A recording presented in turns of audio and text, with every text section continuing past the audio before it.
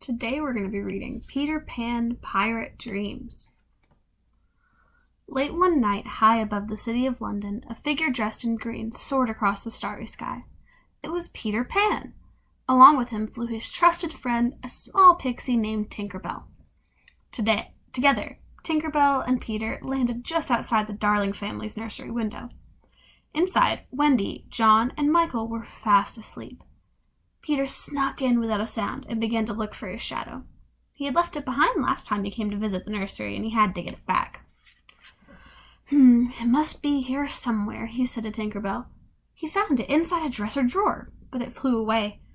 Peter began to chase the shadow around the room.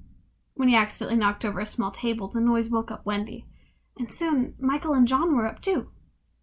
Before long, Peter had convinced the children to come back with him to Neverland. But Peter, how do we get to Neverland? Wendy asked.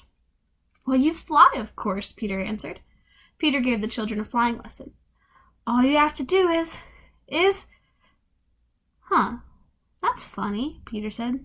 It's just that I never thought of it before. Say, that's it. You think a wonderful thought. Then Tinker Bell sprinkled pixie dust all over them. In no time flat, the children were flying through the nursery window and out into the night sky. Peter Pan led the way around the Big Ben, the giant clock tower of London. Then they headed for the second star to the right and straight on until morning. At last they looked down from the air to see a beautiful island. Oh, look! There's Captain Hook and the pirates! Cried Michael, pointing down below. Sure enough, Michael had spotted Captain Hook's ship. But Captain Hook had also spotted them. He wanted nothing more than to blast that annoying Peter Pan right out of the sky. So he ordered all hands on deck and shot a cannonball straight at Peter and the children. Whizzz! Luckily, the cannonball missed them. But Captain Hook was not finished yet. He got ready to fire another shot. Peter Pan stayed behind to draw Hook's fire while Tinker Bell led the children down to the island. But Tinker Bell was flying so fast that the kids couldn't keep up. In fact, Tinker Bell was trying to leave them behind. She was very jealous of Wendy, so she raced ahead to Peter's hideout. There, she told the Lost Boys that Peter Pan wanted them to shoot at Wendy. They took aim with their slingshots, and soon a shower of stones flew towards Wendy. She lost control and began to fall out of the sky. Just then, Peter Pan swooped down from out of nowhere and caught her. Oh, Peter, you saved my life, she cried. Tinker Bell went red with jealousy. When everyone was safely on the ground, Peter Pan introduced the children to the Lost Boys. Then, as Michael, John, and the Lost Boys went off to explore the island, Peter Pan took Wendy to Mermaid Lagoon. There, they found a few mermaids sitting on the rocks at the foot of the waterfall. While the mermaids tried to convince Wendy to come in for a swim, Peter heard a sound. It was a faint tick, tick, tock, like the sound of a crocodile that was always following Captain Hook.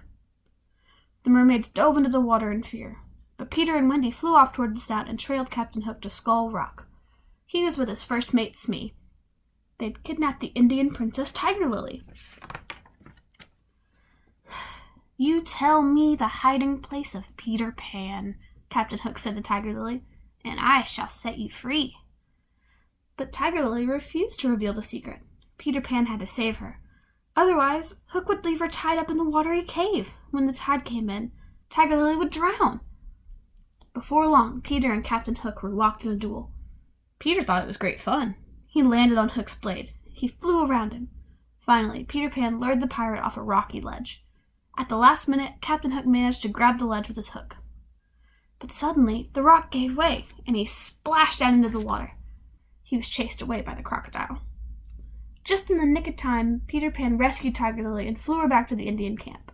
The Indian chief was so grateful that he gave Peter the name Chief Little Flying Eagle. It was only the first of many adventures that Wendy and her brothers would have with Peter Pan, and when it was time to go home, Peter sailed them all through the sky and back to London on a magical golden ship. The Darling children had never left Neverland far behind, but their memories of the wondrous place stayed with them forever.